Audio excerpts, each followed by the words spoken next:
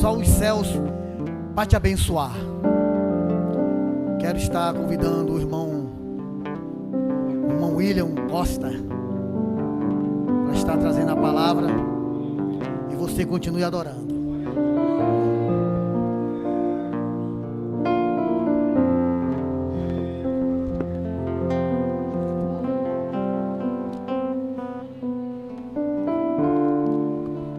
Glória a Deus. Meus irmãos, a paz do Senhor Jesus, amém?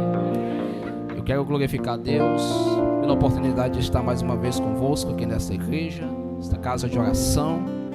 Acredito que a última vez que estive aqui ministrando foi meados de 2021 ou 2022. E que Deus possa continuar abençoando o seu povo neste lugar de forma gloriosa, de forma poderosa. Eu glorifico a Deus sempre pela recepção dos irmãos e a confiança para conosco. Louvar a Deus pela vida do irmão Egilson, que nos fez o convite de estar aqui. Que Deus abençoe, servo de Deus, irmão Eras, meu amigo. Que Deus possa continuar abençoando a igreja do Senhor neste lugar. E eu quero agradecer também pela vida do pastor Disseu, sempre por nos prestigiar, pela confiança de estar trazendo a palavra de Deus nesta igreja. Vamos ler a palavra de Deus, irmãos, nessa noite. Livro de Daniel, capítulo 5. Daniel, capítulo 5. Nós iremos ler alguns versículos, onde terá por base a mensagem para esta noite que o Senhor falou ao meu coração por esses dias. Capítulo 5, a partir do versículo 2, nos diz assim a palavra de Deus. O rei Belsazzar, enquanto experimentava o vinho, ordenou que trouxesse os vasos de ouro e de prata que seu pai, Nabucodonosor, havia retirado do templo que estava em Jerusalém, para que o rei e seus príncipes e as suas esposas e concubinas pudessem beber deles. Então eles trouxeram os vasos de ouro que foram retirados do templo da casa de Deus que estava em Jerusalém, e o rei e seus príncipes e suas esposas e concubinas beberam deles. Versículo 5. E na mesma hora surgiram dedos de uma mão de homem e escreveram defronte do castiçal sobre a parede do palácio do rei. E o rei viu a parte da mão que escreveu. Versículo 12. Porquanto o Espírito excelente está sobre Daniel, e de conhecimento e de entendimento, e interpretação de sonhos, e entrega de duras sentenças, e a solução de dúvidas. Encontraram-se no mesmo Daniel, a quem o rei chamou Beltesazar. Agora chame ao rei Daniel, e ele lhe mostrará a interpretação. Então Daniel foi introduzido perante o rei, e o rei falou e disse a Daniel: És tu aquele Daniel, que é dos filhos cativos de Judá, a quem o rei meu pai trouxe de Judá? Versículo 24. Então dele foi enviada a parte da mão, e escrito foi esta escrita. E este foi o escrito que se escreveu aquela mão: Mene, Mene, Tekel, Parsim. Esta é a interpretação do escrito: Mene, Deus contou o teu reino e finalizou. Tekel, tu fostes pesado na balança e encontrado em falta. Pérez, teu reino foi dividido e dado aos medos e os persas. Quem pode dizer amém? Você pode se assentar glorificando a este Deus que é eterno para todo sempre. Irmãos, eu me recordo da última vez que estive ministrando aqui com os irmãos. Eu acredito que alguns dos irmãos estavam aqui presentes. O tema da mensagem naquele dia foi Diálogos em Terra Estranha, em que se tratava do texto que está escrito em Daniel capítulo 3, quando Nabucodonosor ergueu uma estátua para adoração. Mas diante daquela estátua, 3 jovens permaneceram fiéis a Deus e foram de forma miraculosa livres da fornalha de fogo ardente. Nós discorremos neste dia alguns diálogos que estamos cercados e qual é o nosso posicionamento diante desse contexto que nós estamos vivendo neste mundo. E nessa noite eu gostaria de trazer a continuação desta mensagem, a segunda parte, Diálogos em Terra Estranha. Quando nós falamos baseado no texto, Diálogos em Terra Estranha, isso significa que os servos de Deus estavam incluídos na cultura babilônica, mas os seus corações não foram contaminados com a moral, com a cultura, com aquele ambiente hostil, cheio de deuses pagãos e de reis que erguiam os seus palácios em prol de receber uma adoração para si mesmo. E nós precisamos entender, irmãos, que nós estamos incluídos neste mundo, e nós estamos cercados de diálogos que diariamente confrontam a nossa fé. Esses diálogos são ditos por pessoas que não creem na pessoa do nosso Senhor Jesus Cristo, que nos salvou, pessoas que zombam diariamente da fé da igreja de Deus, pessoas que confrontam o próprio Deus. E é diante desse cenário que a Bíblia nos ensina a nos posicionar e qual será a nossa postura em meio a este mundo perdido pelas trevas e pelo pecado. Isso rapidamente me faz recordar do que disse Tiago no capítulo de número 4, em versículo 4, quando ele diz que aquele quem deseja ser amigo do mundo constitui-se inimigo de Deus. Observe, irmãos, a expressão que Tiago utiliza, a expressão mundo. Porque quando nós vemos a expressão mundo na palavra de Deus, está dividida em 3 dimensões. Na dimensão cósmica, os planetas e a terra. Quando a Bíblia diz, em Salmos de número 24, versículo 1, que do Senhor é a terra, toda a sua plenitude, e o mundo e todas as coisas que nela habitam. Isso significa o espaço geográfico onde nós estamos habitados. A segunda expressão e segunda dimensão para a palavra mundo está escrito em João capítulo 3, versículo 16, quando a Bíblia diz: porque Deus amou o mundo de tal maneira que deu o seu único filho para que todo aquele que nele crê não pereça, mas tenha a vida eterna. A expressão mundo que é utilizado ali em João 3,16 está representando as nações da terra, os povos da terra. Mas agora nós vemos em Tiago capítulo 4, versículo 4, a expressão mundo que Tiago utiliza aqui está se tratando do sistema maligno que é regido pelo poder do diabo, de Satanás e da maldade. Por isso, Tiago nos ensina a guardar o nosso coração desse sistema regido pelas trevas, que não devemos amar o mundo, nem o que no mundo há, porque quem ama o mundo, o amor do Pai não está nele. Esta é a recomendação de Tiago. Então nós vemos que a Bíblia Sagrada, a palavra de Deus, nos convoca a mantermos a nossa postura, uma palavra de posicionamento em meio à cultura em que nós estamos vivendo nesse tempo contemporâneo. É preciso entendermos, irmãos, que a palavra de Deus sempre será a solução necessária, o antídoto necessário para que venhamos vencer batalhas espirituais, a qual nós conseguimos vencê-las somente por intermédio de armas que são espirituais. Isso rapidamente me faz recordar do que disse o apóstolo Paulo quando escreve a segunda carta aos Coríntios, no capítulo 10, a partir do versículo 4, quando ele diz: porque as armas da nossa milícia não são carnais, mas as armas da nossa milícia são espirituais para Deus, para destruir fortalezas da maldade. Ou seja, isso significa que quando nós nos posicionamos com armas espirituais, nós vencemos em Cristo Jesus batalhas que são espirituais. O mundo espiritual, irmãos, é muito mais real do que o mundo físico, porque o mundo espiritual passa a reproduzir o que está acontecendo exatamente no mundo espiritual e materializar no mundo que nós estamos vivendo. Então o mundo espiritual, ele é real, ele é presente, ele está ao nosso redor, mas o Senhor nos convoca através da sua palavra a ouvir a sua voz e corresponder para aquilo que ele deseja que venhamos fazer nesta terra. Mas observe, irmãos, que antes de adentrarmos no capítulo número 5 que lemos, a Bíblia diz no capítulo 4, escrito por Daniel, que Daniel traz o testemunho de que Nabucodonosor, segundo o rei da Babilônia na época, havia tido mais uma espécie de sonho, e ele estava totalmente atribulado com aquele sonho. O rei já não conseguia adormecer, já não conseguia descansar um pouco mais, já não conseguia dormir, porque aquele sonho estava trazendo confusas tribulações e deixando a sua mente totalmente confusa. E diante daquele sonho que ele teve, ora, se manifesta e revela-se Daniel, este homem de Deus, que se posicionou e assentou em seu coração não se contaminar com o manjar que o rei oferecia. Mas exatamente naquele contexto, Daniel decide interpretar o sonho daquele rei. Resumindo, porque o texto é muito grande, Quero trazer um resumo do que este homem, este rei Nabucodonosor sonhou, e qual foi a sua interpretação, e qual foi o resultado dessa interpretação do sonho do rei.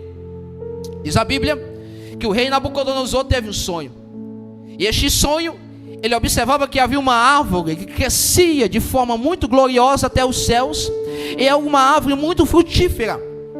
Essas frutas abasteciam e alimentavam os animais do campo e as multidões da terra, representando que o seu reino era muito poderoso.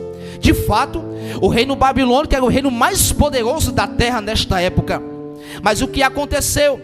Que naquele momento que aquela árvore crescia, representando o próprio Nabucodonosor, observou o Senhor que ele se tornou muito forte. A sua grandeza cresceu e alcançou o céu. Mas a Bíblia diz que se revelou um varão, um ser glorioso, um anjo do Senhor, foi até aquela árvore que estava crescendo, podou a árvore, cortou aquela árvore, mas não cortou as suas raízes. Pelo contrário, as raízes daquela árvore foram presas com ferros, grilhões de bronze. E exatamente naquele momento que ele traz esta interpretação, cumpre-se o sonho do rei, que daquele dia em diante Nabucodonosor andaria como os animais no campo, se alimentando das ervas que estavam no campo. Sobre o seu corpo estaria o orvalho sobre o seu rosto, seu cabelo passaria a crescer, as suas unhas também da mesma forma, e ele andaria pela terra como os animais do campo. Isso significa, irmãos, que Deus tem um poder de abater todos os poderes da terra, porque sobre ele rege todo o poder nos céus, na terra e debaixo dela. Toda autoridade está nas mãos do nosso Deus, e aqueles que exaltam em si mesmo o seu coração serão abatidos, para que conheçam que toda a glória pertence àquele que criou todas as coisas. E nós podemos entender que exatamente naquele momento que este homem estava preso numa mata, alimentando como os animais do campo, Nabucodonosor, antes um rei glorioso, antes um rei que recebia para si mesmo uma adoração e glória e o seu resplendor. Naquele momento, a Bíblia diz no capítulo de número 4 de Daniel, e versículo de número 34, que no final daqueles dias, que ele estava como um animal do campo. A Bíblia diz, irmãos, que é o único texto que Nabucodonosor testifica de si mesmo. Você pode ver dos 66 livros da Bíblia, mas esse texto é o único texto que o rei Nabucodonosor testifica de si mesmo. Ora, Nabucodonosor, em outros versículos no próprio livro de Daniel, vem aos nossos ouvidos uma narrativa dos atos que ele fazia. Vem aos nossos ouvidos uma narrativa daquilo que ele realizava e das obras que ele construía. Mas o versículo 34 diz que ele, Nabucodonosor, testifica de si mesmo. E as palavras que ele diz é: no final daqueles dias, eu, Nabucodonosor, ergui os olhos para o céu, e o meu entendimento retornou, para que eu pudesse bendizer o Altíssimo, louvar o Altíssimo e honrar aquele que vive para todo sempre. Irmãos, nós podemos perceber que agora o comportamento deste homem, que antes estava sobre ele o juízo de Deus, agora passa a ser transformado pela presença de Deus sobre a sua vida. Observe que este homem agora está sendo transformado, moído por Deus. O que me chama a atenção, irmãos, é os elementos que estão contidos nesse texto. Porque a Bíblia diz que primeiramente ele ergue os olhos para o céu. Eu me recordo de que disse o profeta Isaías no capítulo 45, versículo de número 22: olhai para mim e sede salvos todos os moradores da terra, porque eu sou Deus e não há outro.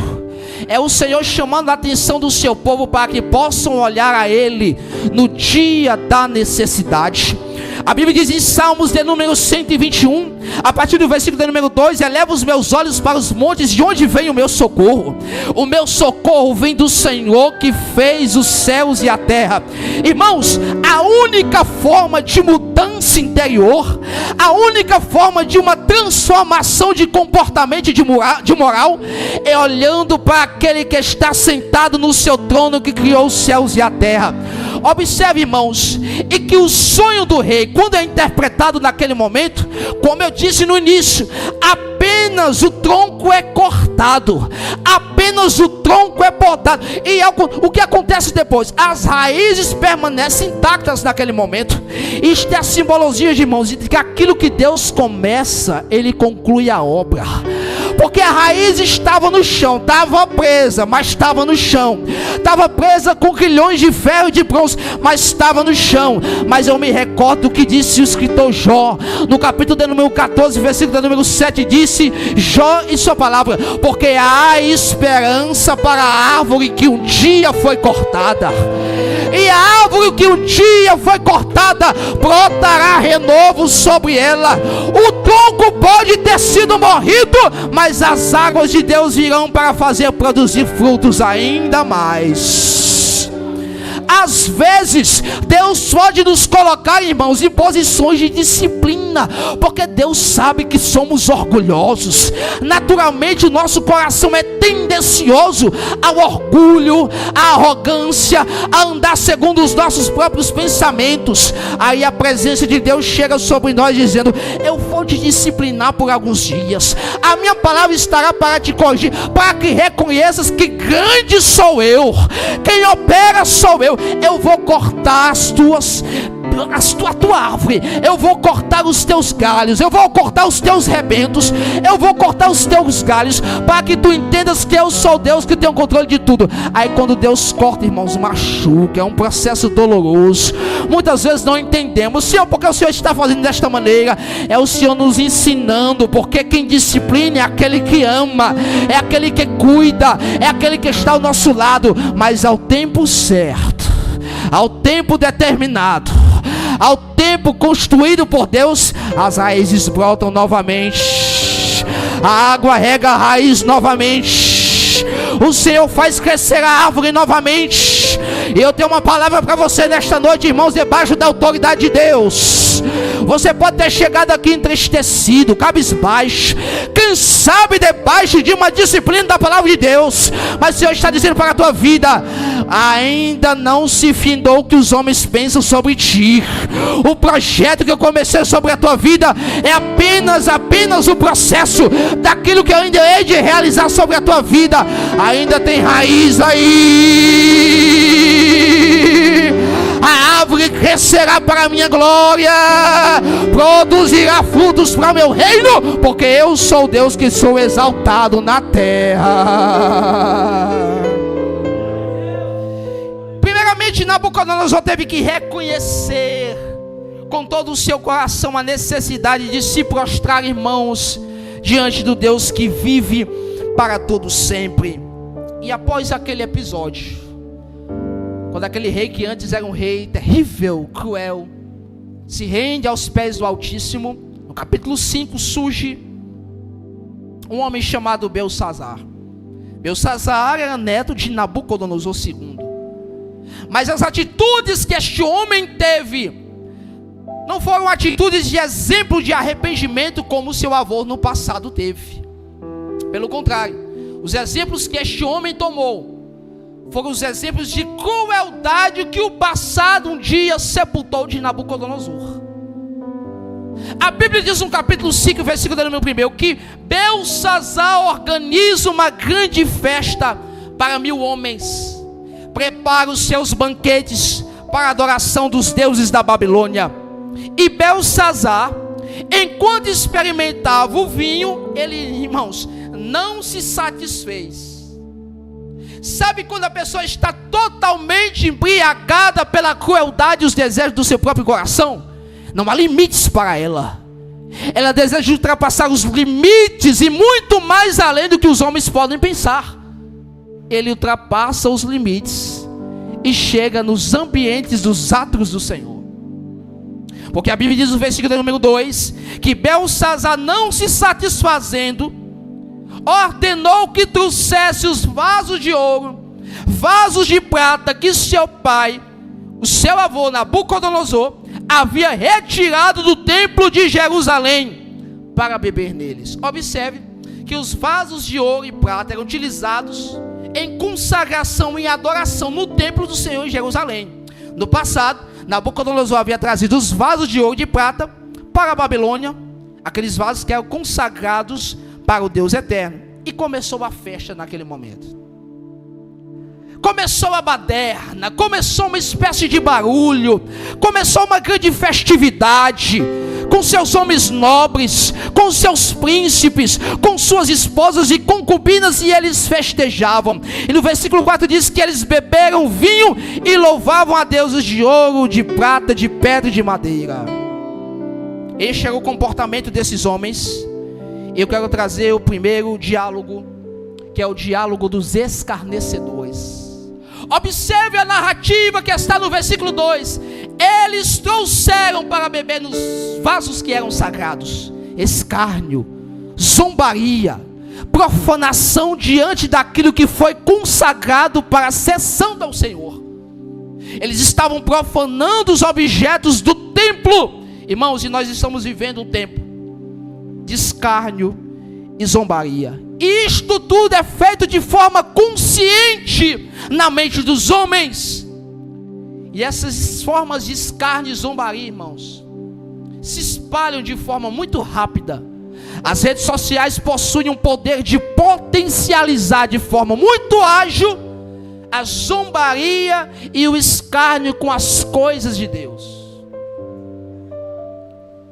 Isso é tão sério, é tão importante destacarmos que isso se refere como se organizasse festinhas no seu particular, para zombarem do povo de Deus, para zombarem das manifestações do Espírito Santo de Deus, para escarnecerem das línguas estranhas que foram recebidas pelo Espírito sobre as nossas vidas. É muito rapidamente, criam memes, utilizam de artifícios para ser uma espécie de zombaria, e vira uma festa, vira uma verdadeira gargalhada no meio do povo. Todo mundo bate palma, todo mundo aprova, todo mundo está de apoio, amplia uma quantidade de seguidores. E infelizmente, os crentes estão entrando no mesmo caminho da influência. E exatamente neste momento, irmãos, que nós podemos entender que nós estamos vivendo em um tempo em que crentes não estão mais formando outros crentes como discípulos, mas estão formando influências gospels de humor para satisfazer uma alegria pessoal, alimentando totalmente este tipo de conteúdo. Se é engraçado para eles, eu também acho engraçado. Se é motivo de gargalhada para o mundo, eu também estou envolvido no mesmo quadro. E continua da mesma forma, como se nada tivesse acontecido. E isto me faz recordar de Sansão, porque certa vez Sansão, observando que o seu propósito estava aos seus olhos tudo ok, tudo ativo, derrubando os filisteus, ele já não percebia que o Espírito de Deus já não estava mais sobre a vida dele, porque se sentiu naquele momento autossuficiente. E os homens estão indo de mal a pior.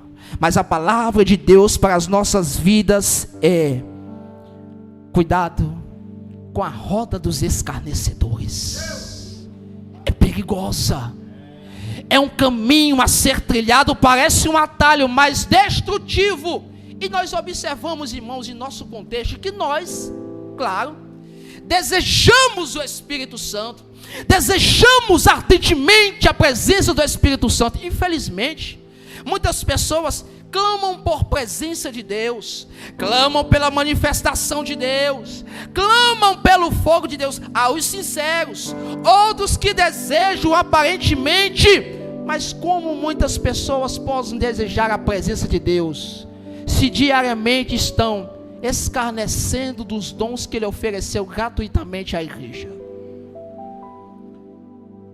E o tempo se passa, o tempo vai passando e vai se caminhando. Como as pessoas podem dizer que receberão um batismo com o Espírito Santo, se reúne os seus filhos na sua casa para escarnecer das línguas estranhas, dos dons do Espírito, da própria salvação que foi dado gratuitamente para as nossas vidas? por que escarnecer daquele que tem o poder de convencer o homem do pecado, da justiça e do juízo? A festinha de Belsazar aplaudia o ambiente, zombava daquilo que era sagrado. Irmãos, isto me faz entender do que diz o salmista no Salmos de número 1, versículo 1, quando ele diz: bem-aventurado o varão que não segue o conselho dos ímpios, nem se detém no caminho dos pecadores, e nem se assenta na roda dos escarnecedores. Observe a expressão do salmista. A primeira preocupação do salmista aqui não é de um Deus provedor, porque o Deus provedor está em Salmos 23, versículo 1, que nós conhecemos, que diz que o Senhor é meu pastor e nada. Observe que a primeira preocupação inicial do salmista aqui não é de um Deus provedor, mas o perigo de não sermos levados por más influências. Por isso ele diz: nem se assente o bem-aventurado na roda dos escarnecedores. Isso é forte e importante. Mas o chamado do Senhor para as nossas vidas nesta noite, irmãos, este culto é: não permaneça na roda dos escarnecedores. A expressão que o salmista utiliza é: se assenta na roda dos... Quem se assenta quer ouvir com cuidado, com atenção, com detalhes, de perto, abrir os ouvidos, e ele permanece cercado por todo aquele assunto de escárnio. E já não percebe que está tão cercado que está aprisionado. Mas a palavra do Senhor é: saia da roda do escarnecedor e fique debaixo da sombra do Onipotente. Porque a Bíblia diz: aquele que habita no esconderijo do Altíssimo, a sombra do Onipotente, descansará no Senhor. Aleluia! Louvado seja Deus para todos sempre. Hoje é dia de sairmos da zona do escárnio, da zona da zombaria, estarmos debaixo da proteção do nosso Deus, que cuida de ti, que traz consolo ao teu coração, que guarda a tua casa, que guarda a tua família, porque Deus deseja proteger o seu povo que zela pela sua palavra.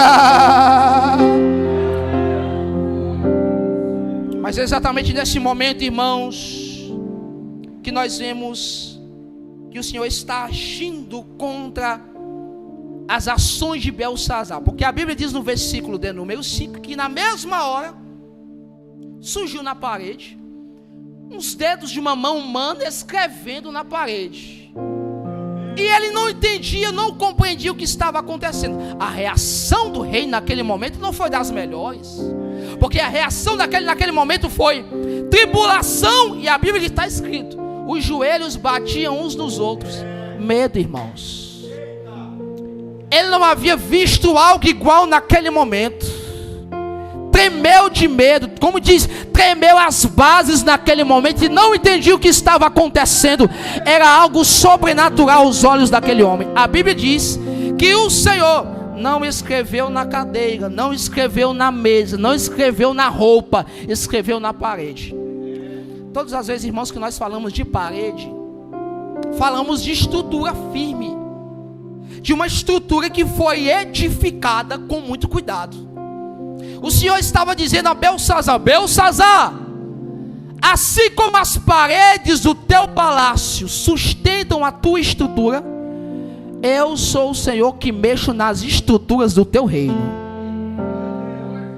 Eu ajo para mexer as estruturas da terra e os deuses que são levantados adiante de mim, porque eu sou Deus e não há outro. Naquele momento o Senhor estava agindo com seu juízo, porque aquele homem cruel havia zombado de coisas que são santificadas ao Senhor. E Deus, irmãos, Ele dá estrutura não somente para quem ouve a sua palavra, Ele dá estrutura para quem ouve e obedece a sua palavra. Porque a Bíblia diz em Mateus capítulo 7, versículo 24, o Senhor diz, Jesus que diz: aquele que ouve as minhas palavras e as pratica é semelhante ao homem que construiu e edificou a sua casa sobre a rocha.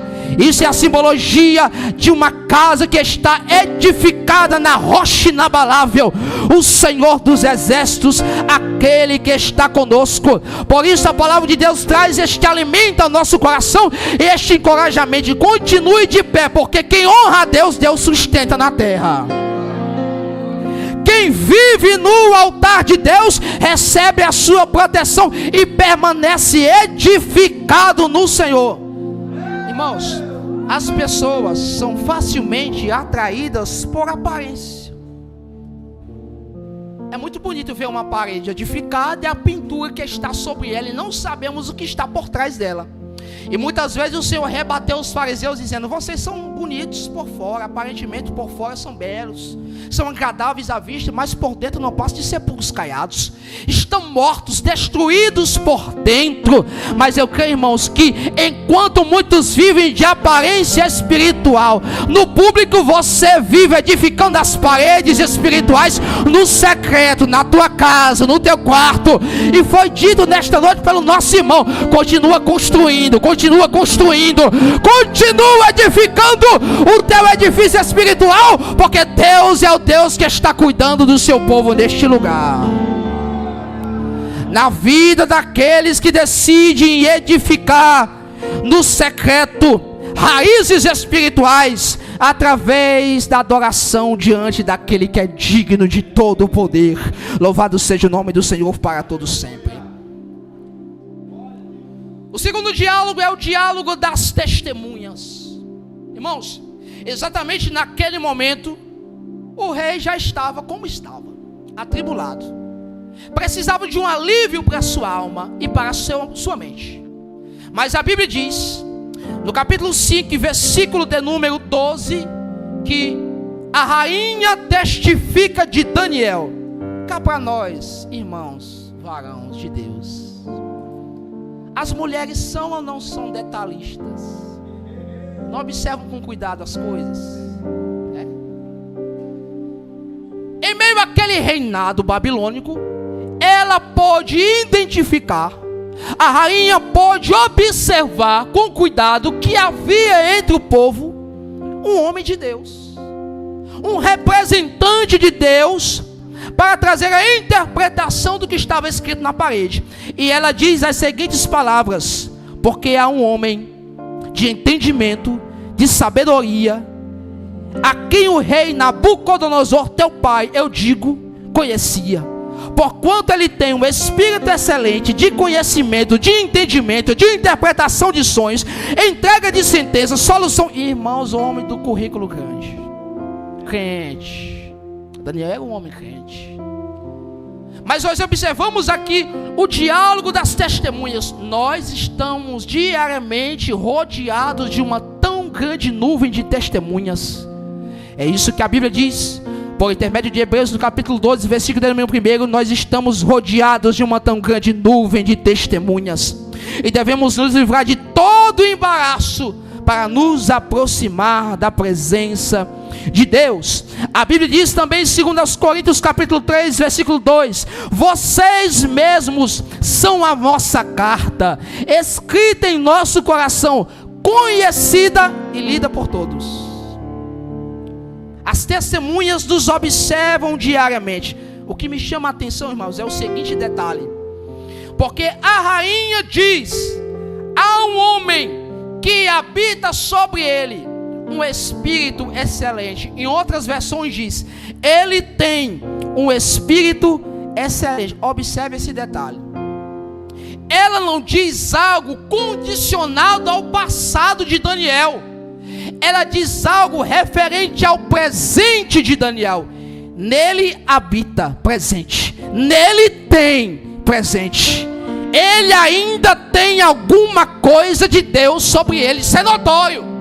Ela consegue identificar isto que estava sobre a vida de Daniel. E aí, você vai viver do passado, apenas pensando nas experiências que teve no passado? Ou vai voltar a buscar as coisas de Deus no presente? Por isso, irmãos, que relacionamento não é apenas a pausa do que aconteceu no passado.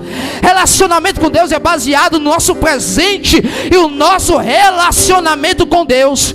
As experiências que passaram foram boas na presença de Deus, glória a Deus por isso. São marcantes, glória a Deus por isso. Mas a palavra do Senhor nos ensina, o que nos importa é uma vida de relacionamento, para saber o que ainda temos com Ele em nosso presente.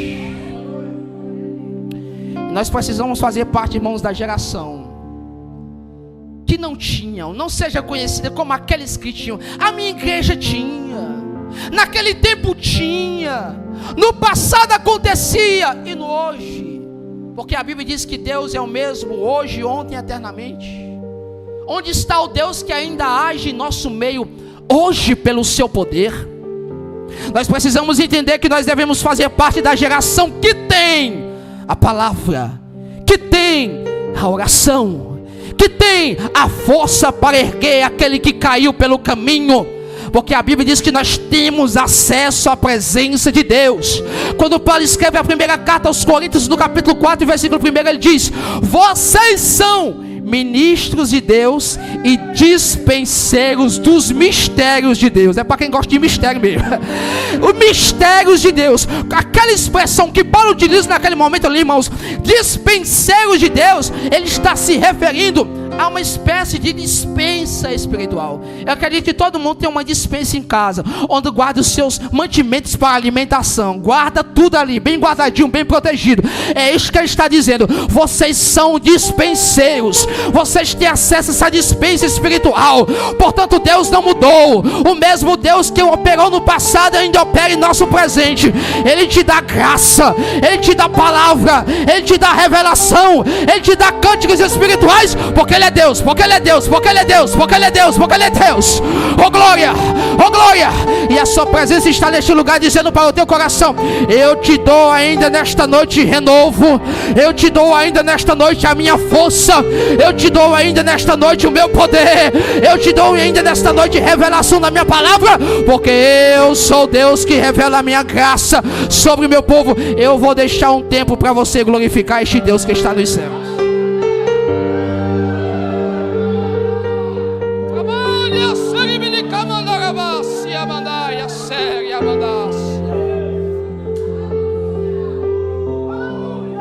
Ribaia séria manda sobre de camandácia. Lá eu mando a séria mandácia. Eu sou Deus que dou acesso ao meu povo, à minha dispensa espiritual. E aqueles que estão debaixo da minha mão, e aqueles que estão debaixo da minha graça, e aqueles que estão adorando o meu nome, e aqueles que estão na direção do meu espírito, receba ao teu coração nesta noite uma porção gloriosa da minha presença, porque eu sou Deus que habito no meio do meu povo, diz o Senhor da palavra.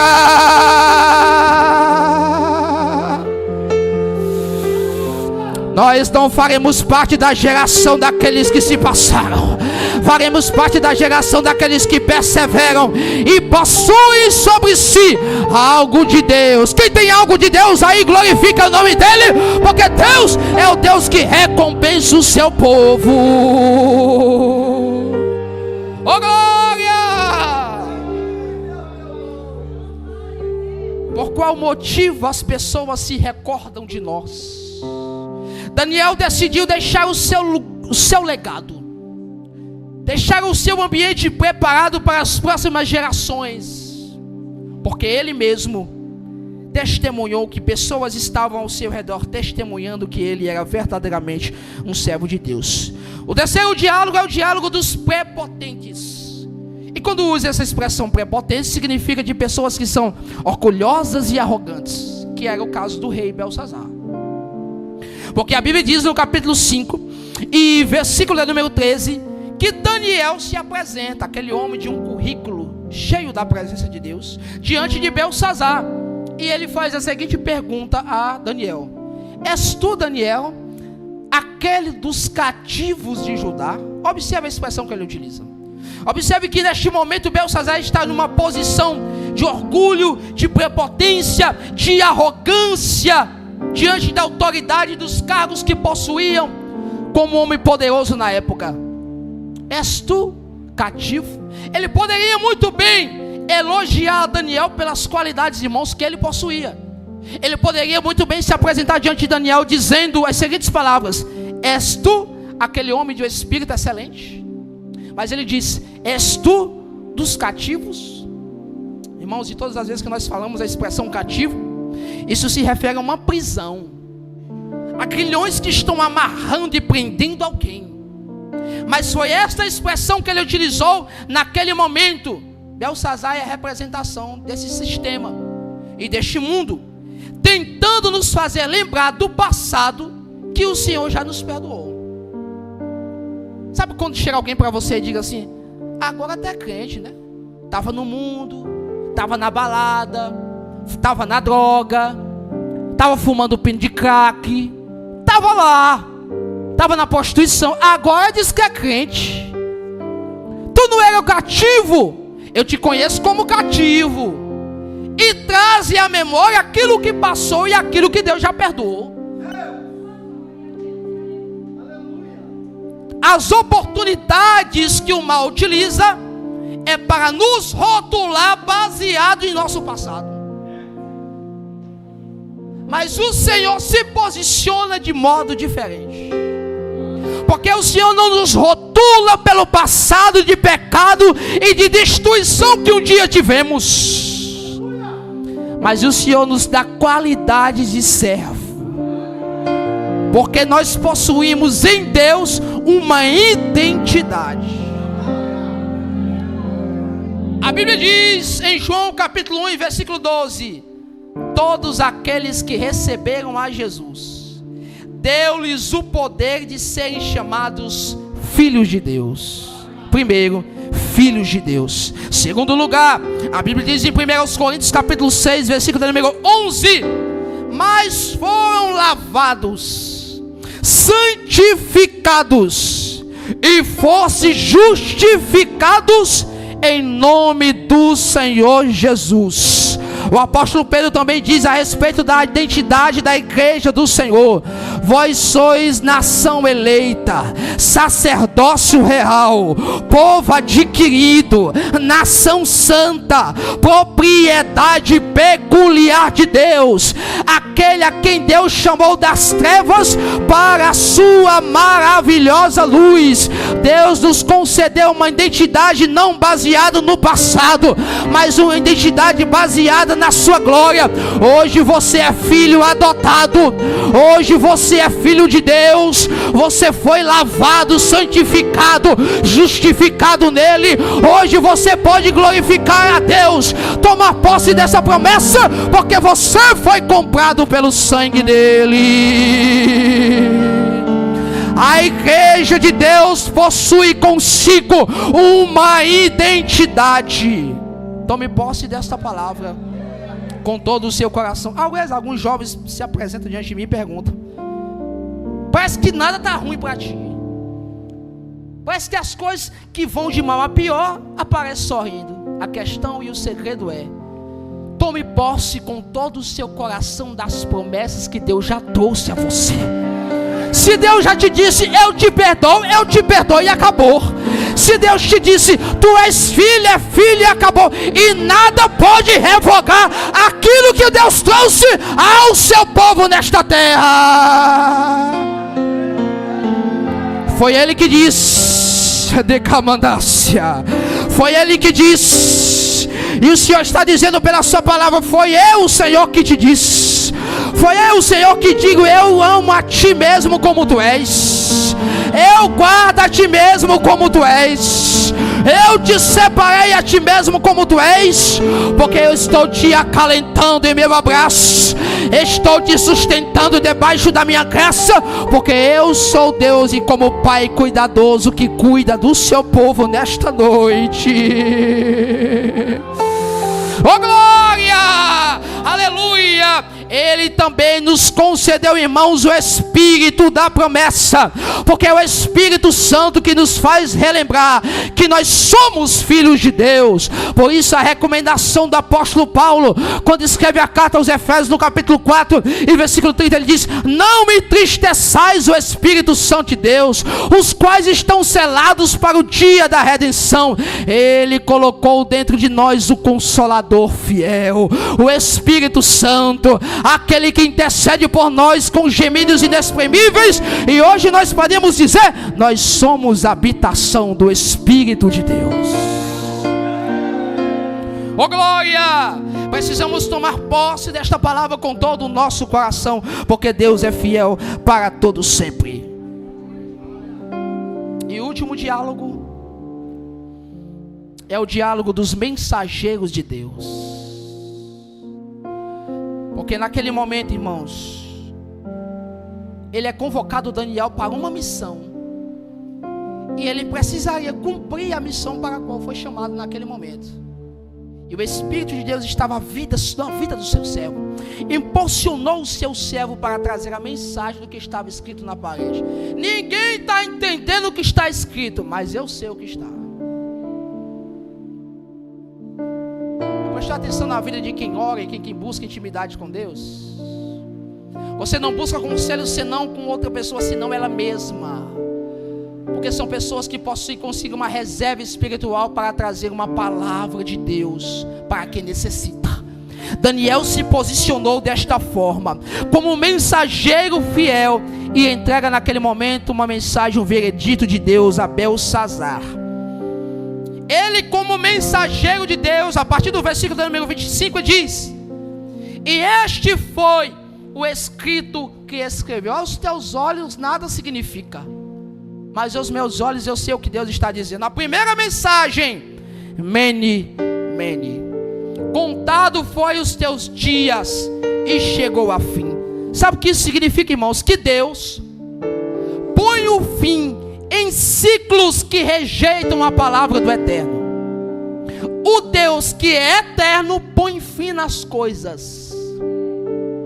A Bíblia diz em Salmos de número 90, versículo de número 2: antes que os montes fossem formados, ou antes que os mundos fossem criados, de eternidade em eternidade Ele é Deus.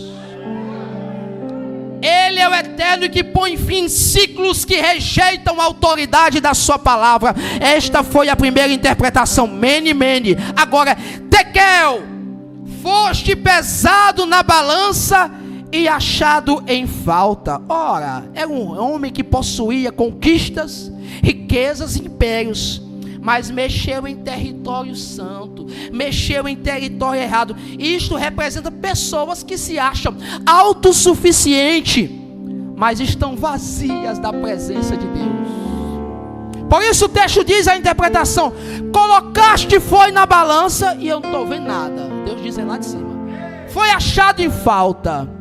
Isto me faz recordar, irmãos, da igreja de Laodiceia, no capítulo 3 de Apocalipse, versículo número 17. Diz: rica sou, de nada tenho falta. Igreja autossuficiente. Mas sabe o que Deus diz a respeito da igreja de Laodiceia? Para ti é autossuficiente, para ti tu dizes que é rico e nada tem falta, mas diante de mim é desgraçada, pobre, cega e nua. Acabou. É Deus revelando a igreja que estava naquele lugar por ser autossuficiente. Irmãos, o que eu vou dizer agora você vai dar glória. Como todas as mensagens e pregações precisam, é necessário, é primordial apontar para a pessoa de Cristo, para a pessoa de Jesus. Eu vejo Jesus agindo nessa interpretação. Observe que a expressão é: foste pesado, Belsazar, na balança e achado em falta. Mas Jesus, irmãos, é o Rei dos Reis, o Senhor dos Senhores, que não foi lhe achado falta alguma.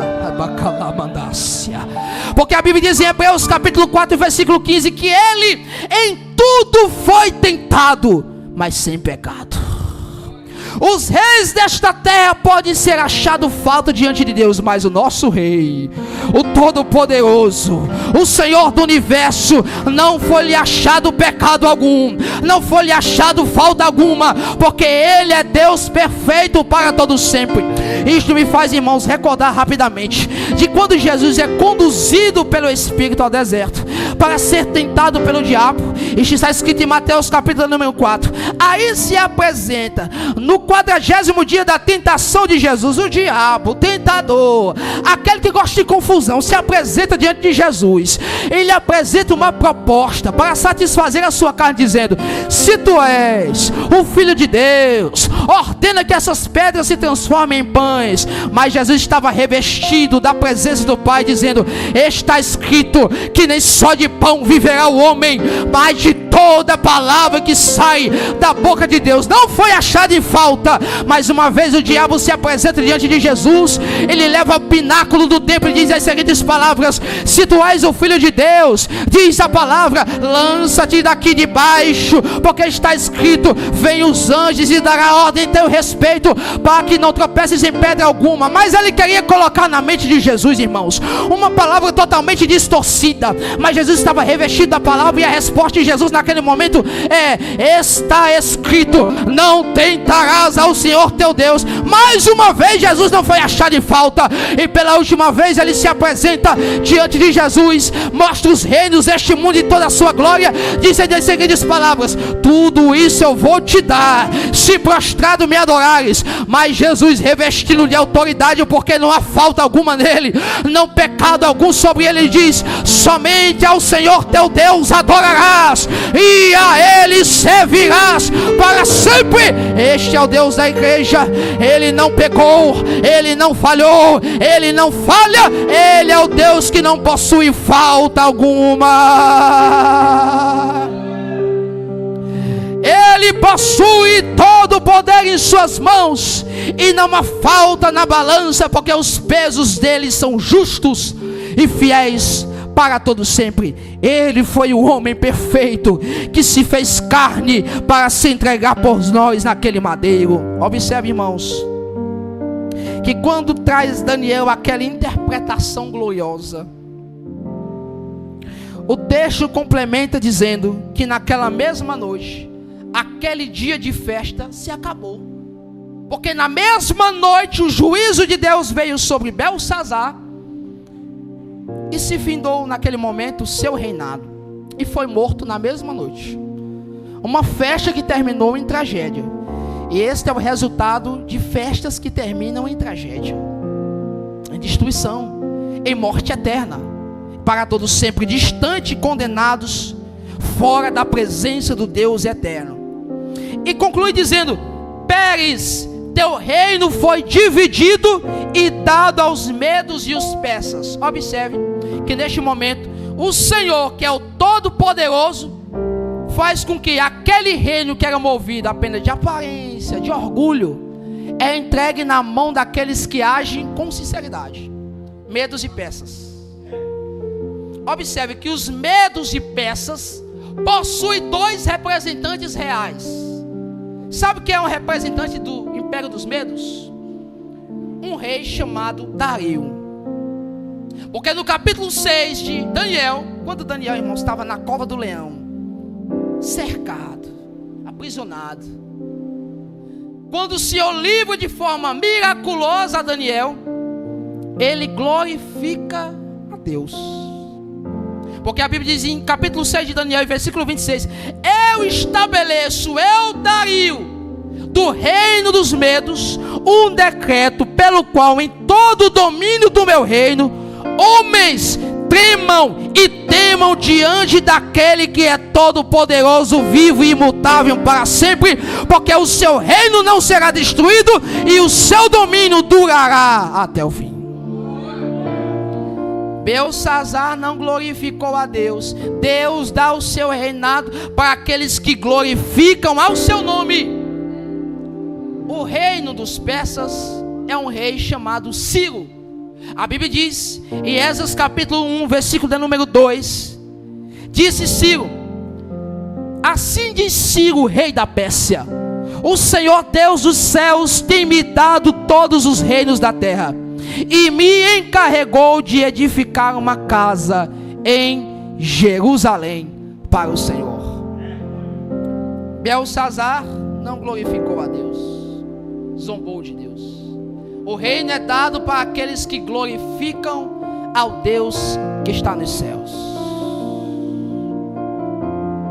Por isso aqueles que estão escarnecendo das coisas de Deus estão ficando debaixo da condenação de Deus e ficando para trás. Mas finalizando dizendo, eu quero dizer para você nesta noite que o Senhor nos deu a autoridade, o privilégio para adorar a Ele, para glorificar o seu santo nome.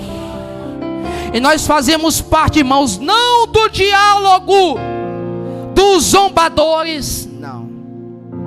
Não fazemos parte do diálogo dos prepotentes, também não. Fazemos parte em terra estranha, neste mundo estranho aos nossos olhos, porque estamos aqui apenas de passagem, como peregrinos e estrangeiros nesta terra. Nós fazemos parte dos mensageiros de Deus. Fica de pé nesta noite, fica de pé, glorificando a Deus. Os irmãos do louvor, pode louvar o hino nesta noite, nessa mesma intensidade de adoração. Você faz parte dessa geração que foi chamada para adorar a Deus. Sobre a tua vida está uma mensagem de Deus. Sobre os teus lábios está uma mensagem de Deus.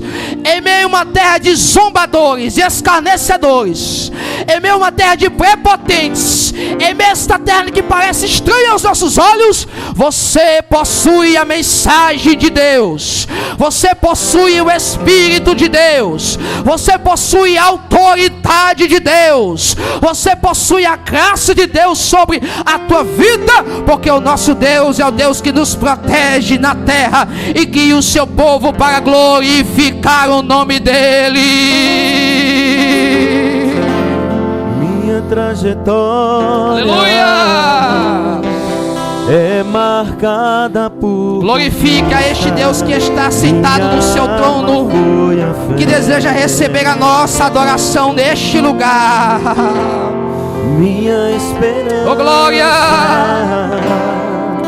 é regada por... O teu Deus está contemplando as tuas batalhas, os teus conflitos, os desafios que vêm sobre ti, as tuas lutas. E a palavra que Ele tem para ti nesta oportunidade é: eu concedo vitória ao meu povo. Eu concedo vitória abundante para cada um desses homens. Eu, Senhor, concedo vitória à minha igreja nesta noite. Oh glória, aleluia, oh aleluia. Desta vez não consigo te tocar. Oh aleluia. Não tenho forças pra clamar. Oh glória. Já tentei. Deus poderoso. Desta vez eu entrei no Isso, adentre o lugar secreto aqui nesta casa de oração. Entre no ambiente de adoração, glorificando, e receberás a graça e a presença e o renovo de Deus sobre a tua vida. Ainda renovo, ainda renovo, ainda renovo. Deus ainda se revela aos seus servos. Deus ainda se revela ao seu povo. Deus se revela no secreto do teu coração aqui neste lugar. Deus que me vê quando o homem não me vê. Eu não estou só. Eu não estou só. Pois tu és o Deus que me vê no oculto. Aleluia. Tu és o Deus que me vê no secreto. Tu és o Deus que me vê quando o homem não me vê. Eu não estou só. Ele é o Deus que está presente em meio aos desafios que você enfrenta. Ele está presente no meio do seu povo. Ele está presente cuidando, Ele está presente trabalhando em favor daqueles que confiam em sua palavra. Oh glória! Chora o meu coração.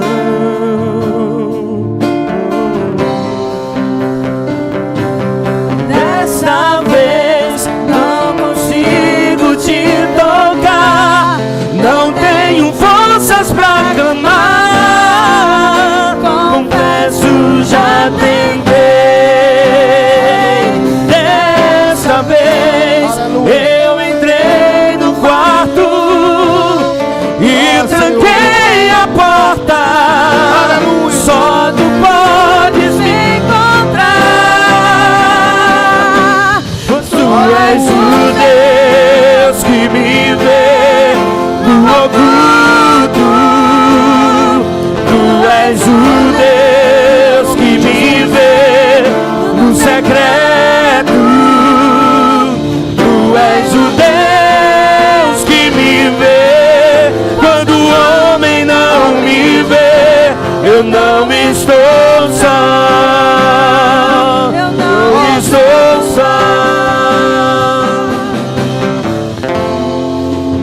Aleluia, Jesus. Adorado e glorificado é o teu nome nesse lugar, Senhor, meu Deus. Obrigado, Senhor, meu Pai, por esta palavra, Senhor, meu Deus. Obrigado, Senhor, por o Senhor, meu Pai, despertar a tua igreja, meu Pai, a tua noiva, Pai. Nesta hora, e nesta hora, Senhor, meu Pai, em nome de Jesus eu te peço, Senhor, meu Pai, quebranta os corações endurecidos nesta noite. Arranca todo o coração de pedra, Senhor, meu Deus, e coloca, Senhor, meu Pai, um coração de carne, Senhor, meu Pai, um coração disposto a te obedecer, meu Pai. Ó Senhor dos exércitos, abençoa a tua noiva, Deus, esta noite, meu Pai. É o que eu te peço, te louvo e te agradeço na autoridade do nome do nosso Senhor e Salvador Jesus Cristo de Nazaré, Senhor. Quantos podem glorificar o nome de Jesus nesta noite? Aleluia, Jesus. Glória a Deus. Louvado seja o nome de Jesus. Tem alguém nesta noite que quer fazer como esses rapazes aqui, que tem a coragem de vir aqui na frente e aceitar o nosso Senhor e Salvador Jesus Cristo nessa noite? Se tem algum aqui, mais um, vem aqui à frente que nós vamos orar por você nesta noite. Você que a palavra tocou, vem aqui fazer aliança com o Senhor Jesus. Aleluia, Jesus. Louvado seja o nome de Jesus. A palavra de Deus diz que a alegria nos céus quando um pecador se arrepende dos seus pecados. De alguém que pode levar. Aleluia, Jesus. Faça que nem o Emanuel. Vem aqui nesta noite. O Emanuel está entregando a sua vida para Jesus nessa noite. Amém, irmãos? Alegria nos céus nesta hora. Aleluia, Jesus. Louvado seja o nome de Jesus. Vamos orar pelo nosso irmão. Amém.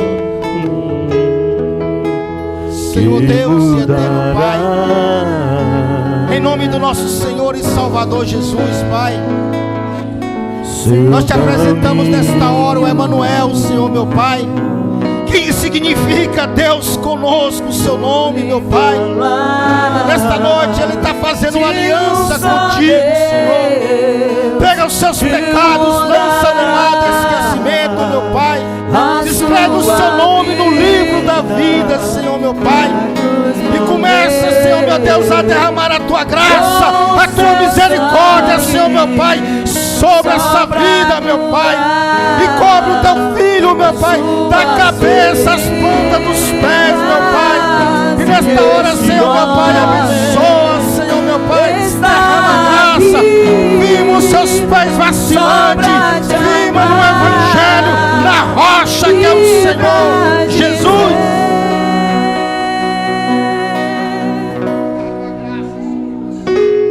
Pra que chorar, sofrer, se há um Deus que tudo pode com você? Pra que solidão? Deixa Jesus Cristo entrar no seu coração. Aleluia, Jesus. Louvado e engrandecido é o teu santo nome nesse lugar, Senhor. Toca, Senhor Deus, no coração daqueles que estão indecisos. Toca, Senhor Jesus. Nessa hora nós amarramos o valente em nome de Jesus. Aleluia, Jesus. Glória a Deus. Amém, irmãos? Os irmãos podem estar se sentando que eu vou passar os avisos em nome de Jesus. festa nos céus hoje, né, irmãos? Quando um pecador se arrepende, amém? Quero agradecer ao nosso irmão William, Deus abençoe em nome de Jesus e lhe conserve, amém, irmãos? Conserve o seu servo sempre na presença do Senhor. Irmãos, após o culto haverá um lanche lá fora, amém? Um lanche gostoso, abençoado, feito por mãos dos servos de Deus, amém? Mini pizza e refri, em prol do Ministério de Departamento dos Varões, amém? Além de você saciar a sua fome, você vai ajudar o Departamento de Varões, amém, meus irmãos? Irmãos, amanhã nós temos um encontro aqui, né? Encontro de mulheres, louvado seja o nome de Jesus. Amanhã, círculo de oração está aqui, louvando, engrandecendo o nome de Jesus na oração, amém? E os varões também, às 19 horas, culto de oração, com as senhoras, a oração com as senhoras e o ensaio, oração com os varões, e encontro com os jovens também aqui amanhã, em nome de Jesus, amém? Então toda a igreja, a mocidade, os adolescentes, os varões, as crianças. E essa semana, irmão, é importante, porque é a semana da campanha de oração de todos os jovens, amém? E que todos tenham aqui num só propósito. Eu vou dizer aqui, irmãos, porque a diferença quando é um congresso, a unção de Deus opera na igreja, Deus faz o mover, porque estão todos num só propósito. Então, se nós vivemos num só propósito, a unção de Deus vai estar nesse lugar. Então, amanhã, dia nós estamos aqui reunidos, os varões, as senhoras, os adolescentes, as crianças e os jovens, todos reunidos num só propósito, aleluia, em buscar a presença do nosso Senhor e Salvador Jesus, amém? Podemos contar com todos? Eu quero dizer para os irmãos que que estão aqui nesta noite estão de parabéns, porque estão firmados em Cristo Jesus, amém? Louvado seja, nós não estamos firmados no pastor Disseu, nós não estamos firmados em fulano e ciclano, nós estamos firmados em Jesus Cristo. Por isso estamos aqui nessa noite, para glorificar e exaltar o nome do nosso Senhor e Salvador Jesus. Convido os irmãos a ficar de pé para nós orarmos, em nome de Jesus. Senhor Deus e eterno Pai, em nome do nosso Senhor e Salvador Jesus, Pai, nós queremos te agradecer por nós estarmos aqui nesta noite, Senhor meu Pai, e te adorar, Senhor. Meu Pai, nos leva em paz para os nossos lares, Senhor meu Pai. Nos livra, meu Pai, de acidente. Nos livra, meu Pai, de toda arapuca, de todo laço de Satanás, meu Pai. E nesta